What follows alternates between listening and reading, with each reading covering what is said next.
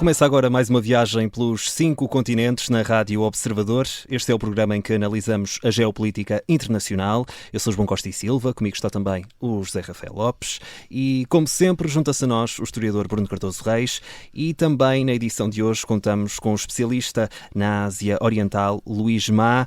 Esta é a semana certa, no fundo, também para darmos um foco especial à Ásia.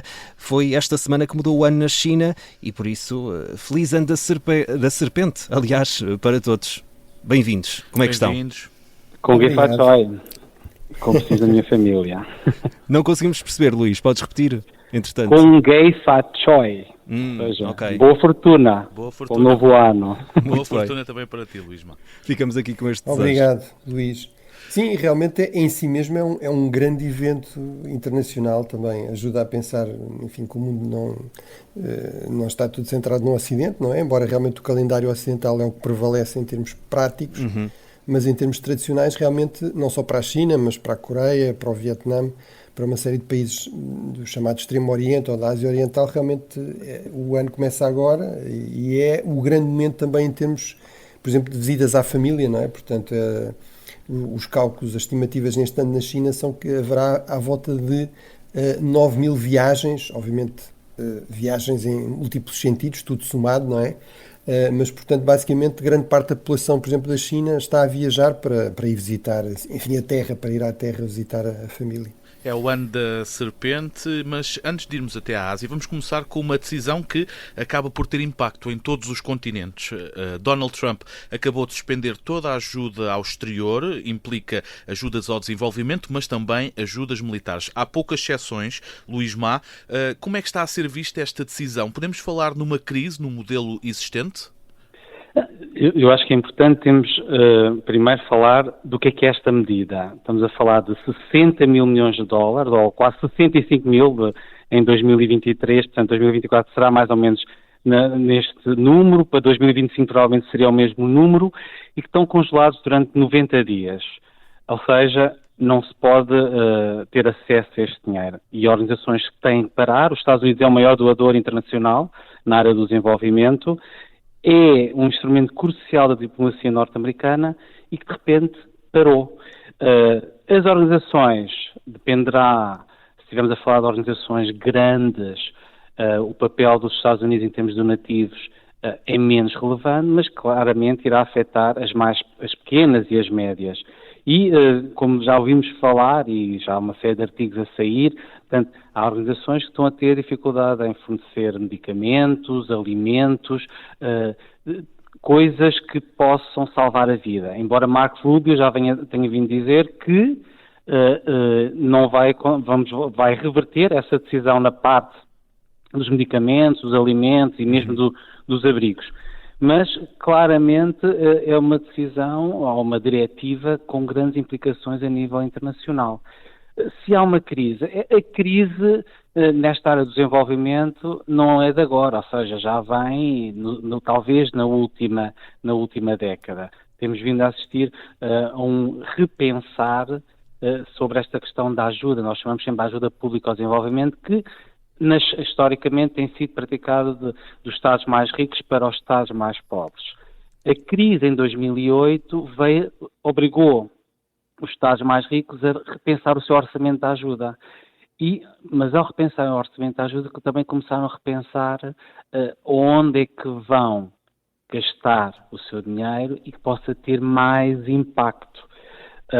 E a verdade é que esse debate continua e cada vez mais o dinheiro tem vindo a ser reduzido. E nos últimos tempos, isso, por exemplo, no caso europeu também é relevante, a Holanda já vai cortar 1.000 milhões de euros, a Suécia, e estes são grandes doadores a nível europeu. Portanto, é de facto um sistema que está em crise. Agora, está em crise o modelo tradicional, da chamada ajuda pública, das subvenções, dos subsídios e até mesmo de empréstimos concessionais, mas está a emergir um outro modelo, que é um modelo muito mais próximo do setor privado. Ou seja, se no passado o modelo tradicional de cooperação era trabalhar com as organizações não governamentais, trabalhar com os governos dos países em desenvolvimento, agora quer-se trazer o seu próprio setor privado. E também os setores que agora interessam não são tanto os setores sociais, mas da infraestrutura, da criação de emprego, das indústrias e do retorno às minas. E nós até é engraçado, porque vamos falar da Ásia, mas isto hoje em dia já se chama a asianização do modelo da cooperação, porque isto é o que os japoneses, os coreanos e os chineses têm vindo a fazer nos últimos tempos, que é, eles querem, normalmente vão com o seu setor privado, vão investir ou pôr dinheiro em setores nesses países que lhes interessam, enquanto interesses nacionais, para as suas indústrias, e também querem muito apostar nas infraestruturas. E não usam os subsídios, usam mais precisamente os empréstimos ou investimento. Portanto, julgo que estamos, e como vamos falar da Ásia, precisamente começamos a falar de desenvolvimento, mas de facto o modelo do desenvolvimento e de cooperação é cada vez mais asiático. Uhum. E Bruno Cardoso Reis, vou até ti, depois desta explicação do Luís Ma. Entendes esta decisão de Donald Trump de suspender toda a ajuda ao exterior? Era algo que já era esperado? Sim, era algo que era esperado, ou seja, corresponde muito ao modelo que ele tem, à forma de ver a política que ele tem, que é muito nacionalista, muito populista, e, portanto, o que interessa são os interesses americanos. Tudo o que é cooperação, tudo o que é ajuda, tudo o que são alianças, ele entende como constrangimentos, como até a expressão que ele utiliza muitas vezes é a América está a ser enganada, não é? Está a ser ludibriada, estamos a dar coisas em troca de nada. Obviamente isso é uma visão extremamente simplista, lá está, e populista. Há evidentemente um retorno importante em termos de prestígio, em termos até de capacidade de pressão sobre os Estados que estão a ser receptores deste tipo de ajuda, etc. Mas a verdade é que isto tudo corresponde muito à visão de Donald Trump e também a esta ideia de que desta vez é para fazer, ou seja, ao contrário do primeiro mandato, em que ele foi muito condicionado por um grande desconhecimento do funcionamento do aparelho de Estado, por ter de ir recrutar muita gente ainda entre republicanos tradicionais, mais conservadores, que não estavam alinhados politicamente com a agenda de Trump.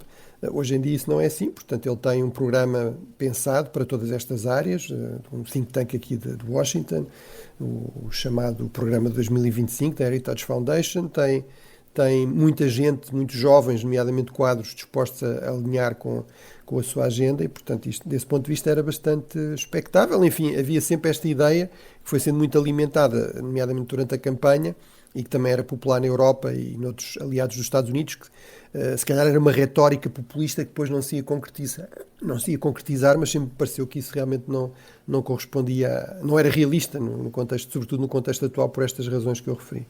Uma ideia que não seria assim tão realista. Luís Ma, esta decisão de Donald Trump afeta um pouco o mundo inteiro. Face à influência norte-americana, que papel tem a Europa neste campo de desenvolvimento, onde também aí há problemas, ou não?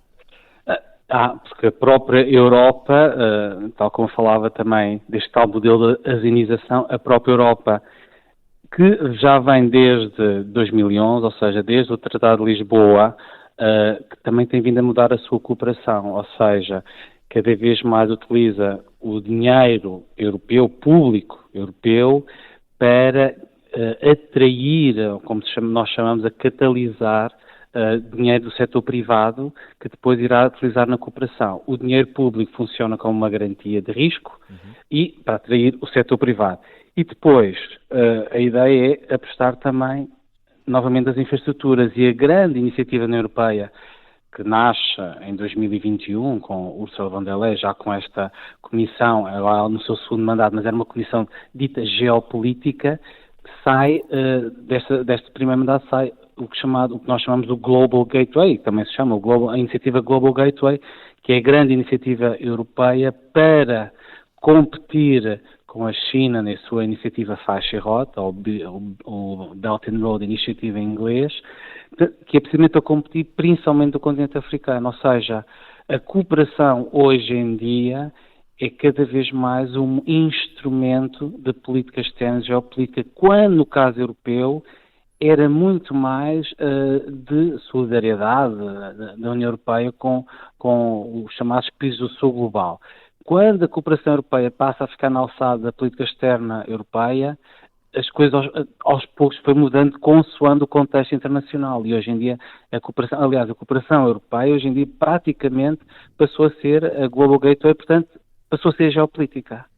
E nós vamos encontrar, por exemplo, na Global Gateway, na iniciativa europeia, vários flagships, o que eles chamam de projetos flagships, que têm muito a ver com acesso a matérias-primas importantes para a transição verde e digital da União Europeia. Portanto, com o Chile, o próprio corredor do Lobito em Angola. Portanto, a cooperação está a ser utilizada como uma arma já geopolítica pela própria União Europeia. Uhum. E Bruno Cardoso Reis, perante este cenário, existe aqui uma necessidade clara de mudanças na ajuda ao exterior por parte da Europa? Bem, eu obviamente estou muito de acordo com o Luís, que aliás é uma pessoa que eu acompanho em relação a estes temas. Há aqui já um esforço nesse sentido. No seio da União Europeia, no entanto, continua a haver esta ideia de que ainda assim a União Europeia tem muita dificuldade em usar, ou tem mais dificuldade, que por exemplo tem os Estados Unidos, de utilizar estrategicamente a ajuda, mas é claramente essa a linha que se quer seguir, ou seja, esta ideia de que, seja em termos de retorno ao nível do desenvolvimento, seja em termos de retorno ao nível de influência, é muito mais este modelo que faz sentido e não, no fundo, esta ajuda mais humanitária, se quisermos, quase.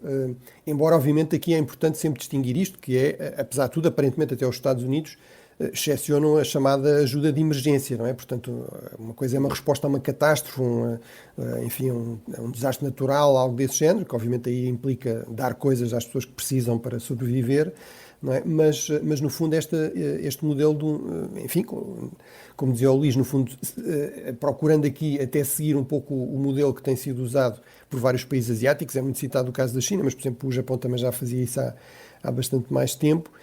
E, portanto, isso também é uma forma de justificar internamente, perante as opiniões públicas, este tipo de ajuda, porque a verdade é que ela também estará sob pressão.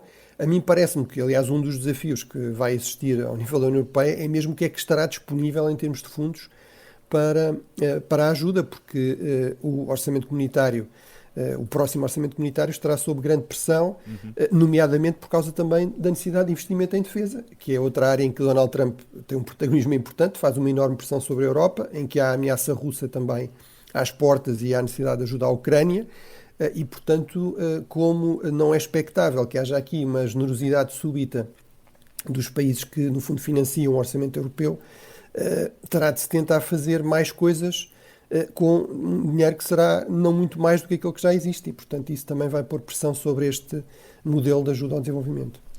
Bruno Cardoso Reis, Luís Má, vamos então focar-nos no continente asiático, mudança de ano no horóscopo chinês, entramos no ano da serpente, como dissemos no início destes 5 continentes.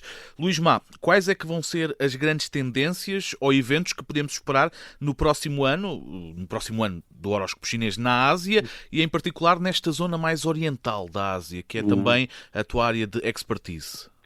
Eu acho que vamos continuar a assistir a uma zona vista como a zona mais dinâmica economicamente, a nível internacional. Vamos continuar a assistir a uma ascensão militar da China, a sua afirmação no Mar do Sul da China. Aliás, é interessante as notícias dos últimos dias em que o Financial Times fala da construção de um grande complexo de comando militar chinês na zona metropolitana de Pequim, muito maior que o Pentágono, ou seja, há esta percepção, e também o Bruno depois pode confirmar, que realmente a China está cada vez mais fortalecida em termos militares. E também, nesta ascensão militar da China, também continuamos a ter um fortalecimento dos laços económicos com a China, precisamente num contexto em que temos uma presidência, um segundo mandato de Donald Trump. Vamos ter novamente uma situação mais de incerteza sobre o que irá acontecer às alianças que, entretanto, foram fomentadas pela administração anterior Biden, com o Japão e a Coreia do Sul, com as Filipinas, mesmo com Taiwan. Eu julgo que o Quad, que junta a Índia, o Japão e a Austrália, parece-me que esse irá continuar a ser fortalecido, até porque julgo que uma das primeiras reuniões que o Marco Rubio teve em Washington foi precisamente com estes parceiros do Quad. o AUKUS também. Portanto, eu acho que é interessante ver, e aqui não sei o que é que irá acontecer com essas alianças, mas o que nós sabemos claramente é que ele vai pedir muito mais aos seus aliados, em termos de investimento também de segurança nesta região, principalmente ao Japão e à Coreia do Sul, que são os seus principais aliados militares na região. Uhum.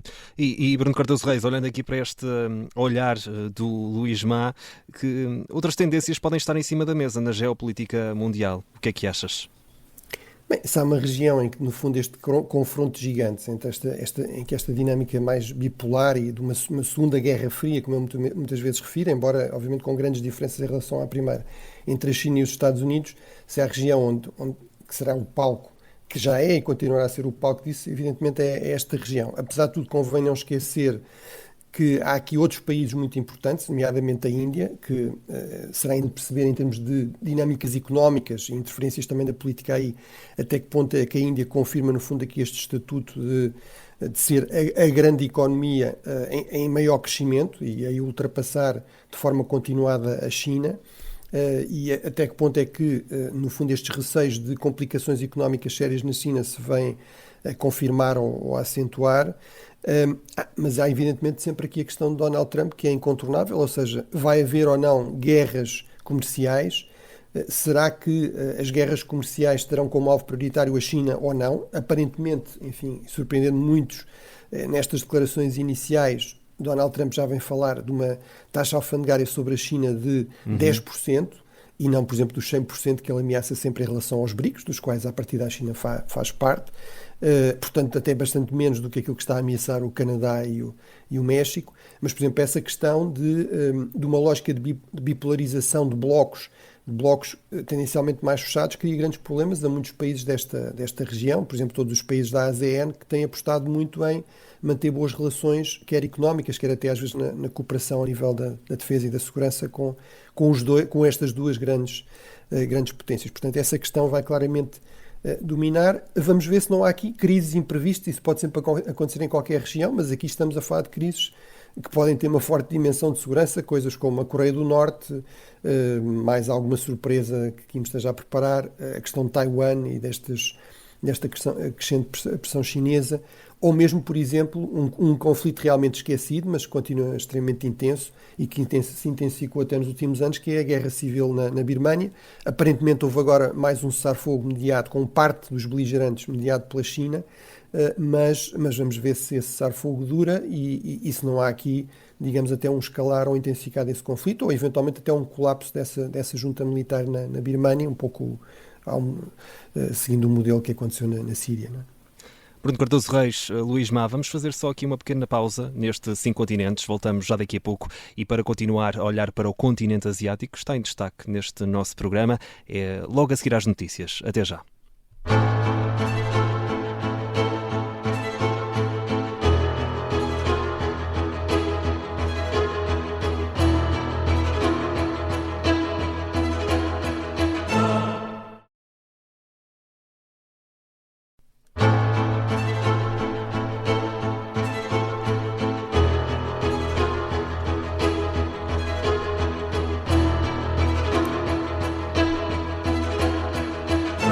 Estamos de regresso ao 5 continentes por aqui na Rádio Observador. Vamos continuar a olhar para a geopolítica internacional com a ajuda do historiador Bruno Cardoso Reis e hoje também recebemos o especialista em Ásia Oriental Luís Má.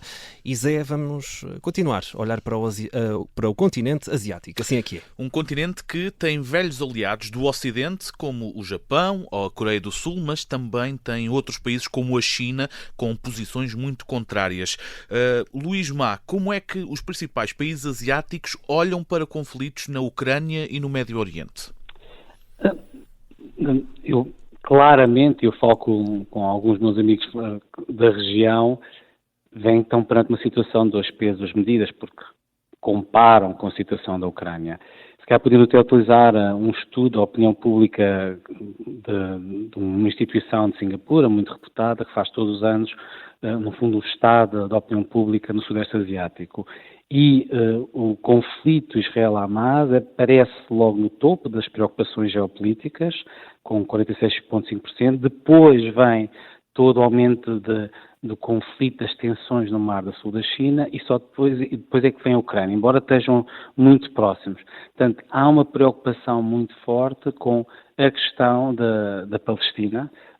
Isto muito, de facto, também temos 3 países muçulmanos, ou muito importantes, quer dizer, começar logo pela Indonésia, a Malásia e o Brunei, mas hoje em dia o que se assiste é claramente esta visão que há 2 pesos, 2 medidas, e que quer os Estados Unidos, quer a União Europeia já não são capazes de fazer respeitar o direito internacional ou as regras da ordem global vigente, digamos assim.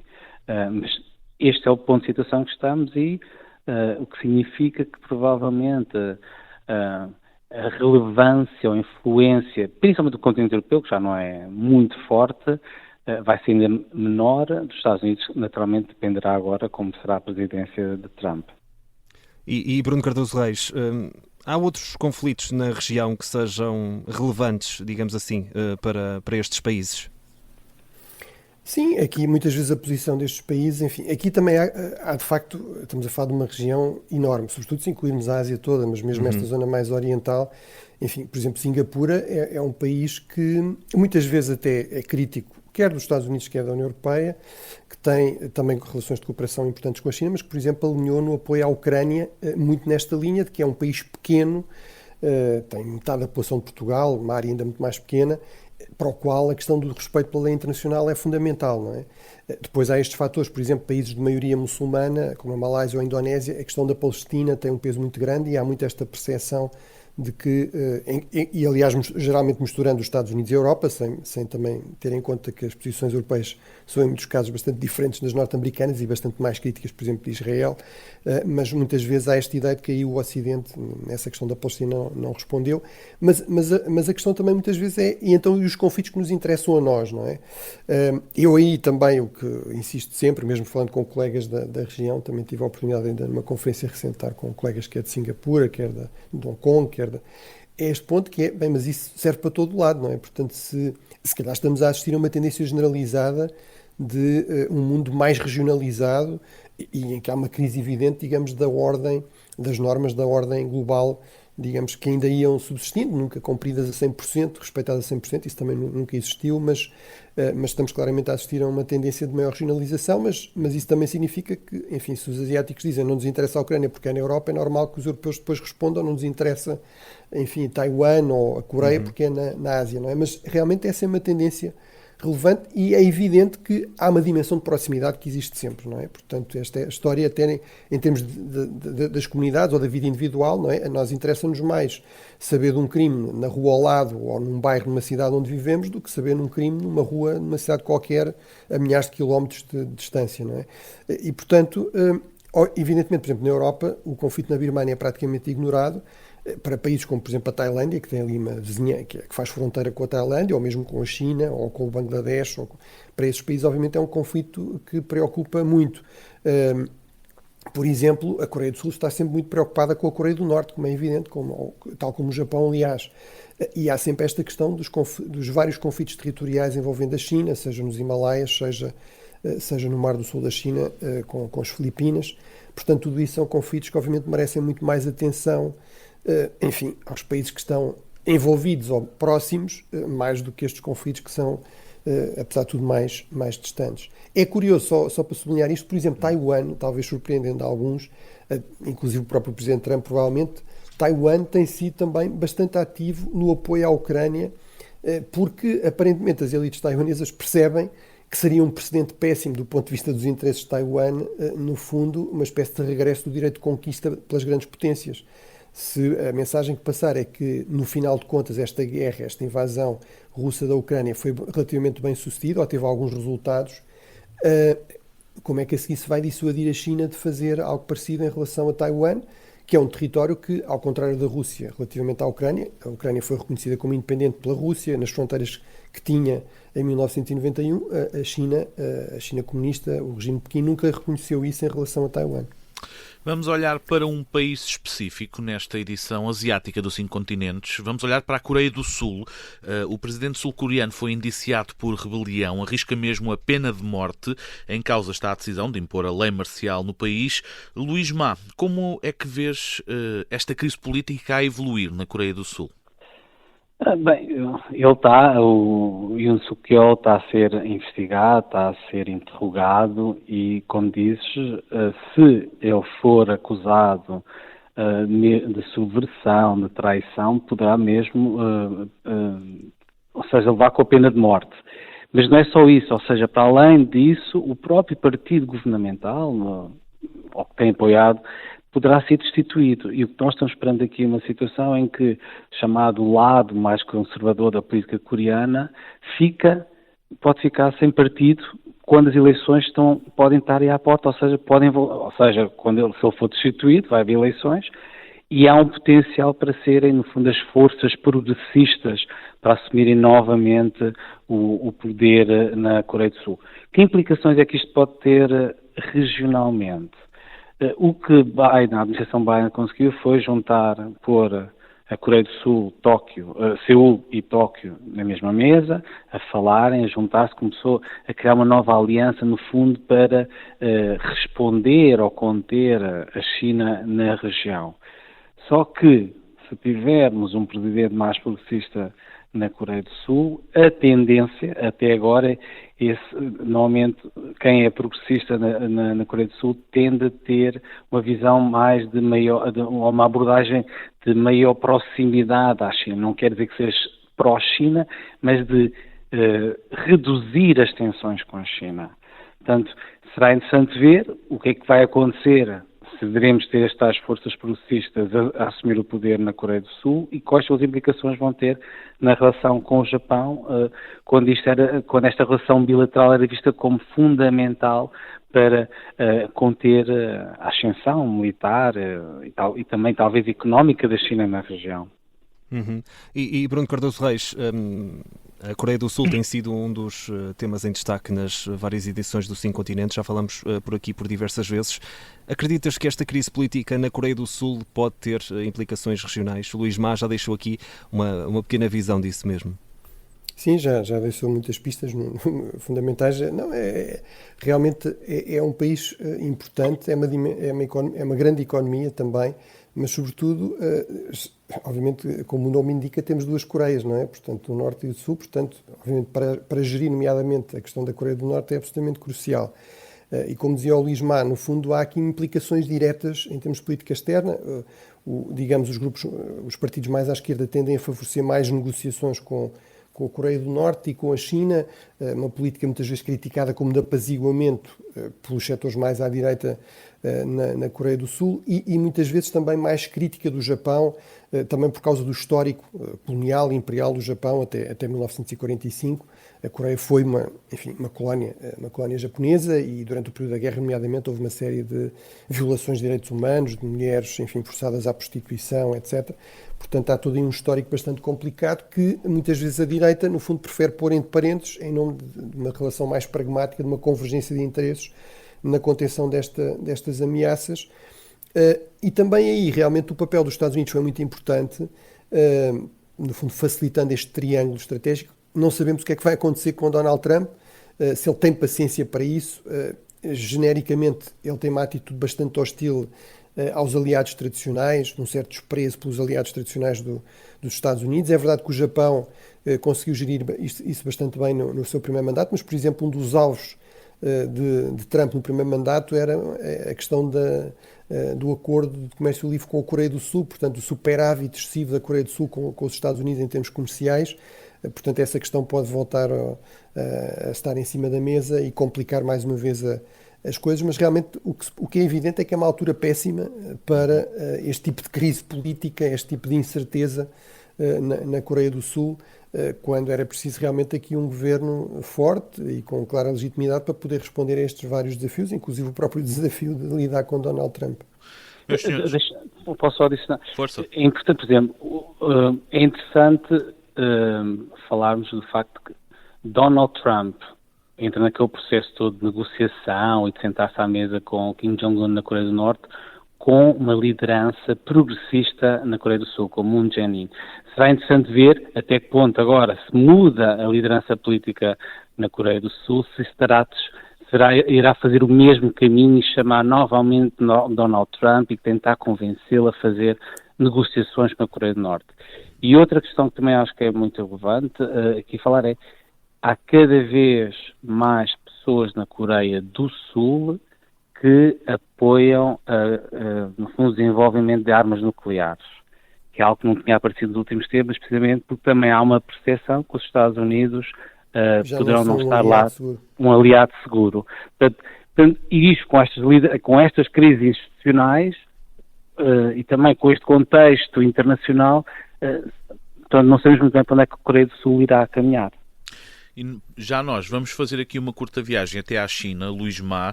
Como é que está a situação nesse país? Vês o risco de uma crise económica séria ou de um possível conflito militar aberto, por exemplo, com o Taiwan ou com as Filipinas?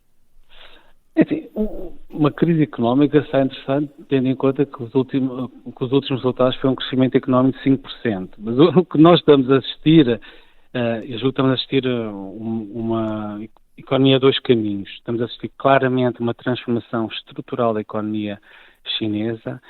Se temos um setor imobiliário em crise profunda, mas que representava 14% a 15% da economia chinesa até há pouco tempo, com esta vontade desta liderança de Xi Jinping do que ele chama as novas forças produtivas de qualidade, basicamente não é tudo o que seja o setor tecnológico de ponta, inteligência artificial, o Made in China 2025, esse é um setor que está a explodir, a bombar, basicamente, e nós vemos isso pela força que a China, por exemplo, tem a nível de economia mundial, a nível das baterias elétricas, dos carros elétricos, dos painéis solares, e agora, depois da história do DeepSeek, iremos ver como é que será também nessa dimensão mais da inteligência artificial. Por exemplo, nesta parte mesmo económica, no último ano, a China começou a centralizar, criou uma comissão no Politburo dedicada só à ciência e tecnologia. Quem está à frente disso tem vindo a se juntar com universidades, com centros de investigação, para que haja uma maior ligação entre a investigação, a comercialização e a indústria, ou seja, é seguir um pouco o modelo que foi feito com toda a parte da economia verde, mas agora para a economia digital, tecnológica. Conflitos. Eu acho que a China, quer dizer, a gente fala de 2027 como potencial data para invadir Taiwan, atacar Taiwan. Eu acho que aqui depende de tudo, vamos ver como é que vão ser a relação com Trump. É interessante notar que quando Trump no primeiro mandato quando ganha no primeiro mandato, não sei se se lembra, mas dos primeiros telefonemas foi precisamente com o presidente de Taiwan. Agora, antes de ele tomar posse, foi com Xi Jinping. Portanto, o que é que isto significa? Iremos ver. De facto, apesar de toda a retórica anti-chinesa, anti-China durante as eleições, ele, por agora, mantém um certo, não tem sido tão agressivo em relação à China como se esperaria logo nos primeiros dias. Iremos ver o que é que isso vai acontecer. Com as Filipinas, eu julgo que aqui também tudo dependerá de como é que as Filipinas conseguirão manter os Estados Unidos do seu lado, e isso também não está claro. O que é que os Estados Unidos poderão exigir, ou Trump poderá exigir às Filipinas para continuar a ter o apoio contínuo dos Estados Unidos. Iremos ver. E tu, Bruno, em relação à dimensão mais militar da China, Taiwan pode ser aqui a principal preocupação chinesa? Sim, acho que, enfim, a síntese do Luís foi excelente, portanto, só destacar que realmente vai ser crucial perceber se a nova economia, digamos, a economia mais tecnológica e também o consumo interno consegue realmente compensar, quer guerras comerciais externas, mercados mais fechados que venham a surgir, quer este problema, por exemplo, do setor imobiliário, que continua realmente em profunda crise, e quais são as implicações disso também em termos de política externa, ou seja, se houver dificuldades económicas mais significativas, há um risco, também é isso que a história nos mostra, de que lideranças autoritárias, nacionalistas, no fundo procurem distrações, procurem bodes expiatórios no exterior, até promovam crises, ou pelo menos tenham mesmo margem de manobra para resolver crises no exterior, chegando a compromissos e, portanto, isso pode potenciar mais conflitos armados. Acho que esta ideia de 2027, eu diria, enfim, as previsões são sempre extremamente perigosas, sobretudo em relação ao futuro, mas acho que se houver uma invasão de Taiwan, é pouco provável que seja exatamente no ano 2027, até porque convinha que houvesse um efeito de surpresa. Agora, realmente vamos ver se há um intensificado das tensões, se há um intensificado de manobras militares, de coerção estratégica, de cerco da ilha, de condicionamento da chegada de navios, de aviões, ou se, no fundo, a situação se mantém mais ou menos como está. Portanto, isso será importante perceber. Agora, o que é evidente, pegando aliás em algo que o Luís também já referiu antes, é que a China está a investir fortemente nos seus meios militares, está a tornar-se pela primeira vez em muitos séculos uma grande potência naval, aeronaval e não apenas, digamos, terrestre em termos militares, e, portanto, isso corresponde, do meu ponto de vista, à prioridade a Taiwan e ao conflito no Mar do Sul da China, mas também, e aí é difícil perceber exatamente qual é o peso de uma e outra, à capacidade de projeção de poder a nível global. Qualquer grande potência global tem de ser uma grande potência naval. Os oceanos são a grande forma de projetar poder, de comerciar também, de trocar bens, etc., mas de projetar poder a nível global em toda a história e, portanto, nesse aspecto não é surpreendente que com as ambições declaradas do presidente chinês de que a China seja uma grande potência global, que haja também este forte investimento na dimensão militar.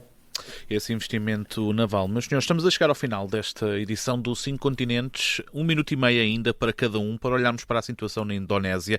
Um novo presidente populista que aderiu aos BRICS, quebrou uma tradição ao visitar a China e também uma visita à Índia. Luís Má, que papel pode ter a Indonésia na região e a nível global? De novo, com esta questão, 1 minuto e meio para cada um. Eu acho que estas visitas refletem bem o que a Indonésia quer, ou seja, quer se relacionar bem com as duas grandes potências na Ásia. A China, claramente, é o seu principal parceiro comercial, é o segundo maior investidor no país, tem vindo a construir infraestruturas muito importantes, uma linha de férrea de alta velocidade, tem vindo a apostar nas energias renováveis, tem vindo a apostar na toda a indústria do níquel, nas cadeias de produção do níquel. Portanto, julgo para a ONU, era muito importante visitar logo a China para confirmar os laços. E ainda é potência, no fundo, já é potência, mas no fundo reatar esses laços que já vêm de bastante algum tempo, até pelos laços de Bandung. Portanto, julgo que é também demonstrar que a Indonésia está presente na cena internacional e os BRICS, claramente, entrar nos BRICS demonstra que a Indonésia quer, no fundo, também encontrar um espaço de neutralidade antes com eles, mas continuará naturalmente a ter relações com os Estados Unidos e a desenvolver as relações com os Estados Unidos. Bruno Cardoso Reis, o que é que tens a acrescentar sobre esta questão da Indonésia? Bem, a Indonésia é o quarto país mais populoso do mundo, é o país com mais população muçulmana também a nível global. Em certo sentido, o que é de estranhar é que não esteja mais ativo e mais visível, embora isso seja uma tradição na política externa indonésia, que corresponde muito a esta linha, que é de não alinhamento, são eles os pioneiros de Bandung, ou seja, de procurar boas relações com diferentes grandes potências regionais e globais, procurando o mais possível aumentar a margem de manobra, a autonomia estratégica, pragmaticamente conseguir concessões, investimentos de um lado e do outro, e portanto parece-me que essa linha claramente se mantém. Apesar de tudo, eu diria que não deixa de ser significativo de uma certa aproximação mais à China do que eventualmente no passado, até por causa de um longo histórico, digamos, anticomunista que prevaleceu durante muitas décadas, mas esta viagem e inclusive também a própria adesão aos BRICS, a Indonésia inicialmente disse que ia pensar, portanto não respondeu logo que sim, que ia aderir, precisamente porque há esta percepção que os BRICS são um bloco cada vez mais muito dominado pela China. Agora, a Indonésia a entrar certamente não o fará para passar a estar completamente alinhado com a China em tudo e abandonar esta cultura estratégica tradicional. Estamos a chegar ao fim desta viagem pelos 5 continentes, destaque especial ao continente asiático. Antes das despedidas, a recomendação, Luís Má é convidado especial, logo tem aqui o desafio, qual é a sugestão que deixa aos nossos ouvintes? A sugestão Amitav Ghosh, O ano passado visitei a Índia e li um livro fantástico, mas infelizmente em inglês, chama-se The Glass Palace, mas tem outro livro também sobre a história do ópio, Smoke and Ash, mas um autor para ler, Amitav Ghosh. Muito bem. Fica aqui essa recomendação do Luís Má, especialista na Ásia Oriental, a quem agradecemos o facto de ter estado aqui connosco e também com o Bruno Cardoso Reis, que já é a presença habitual. Muito obrigado aos dois. Dizer também que se tem perguntas é só enviar para o e-mail ouvinte@observador.pt.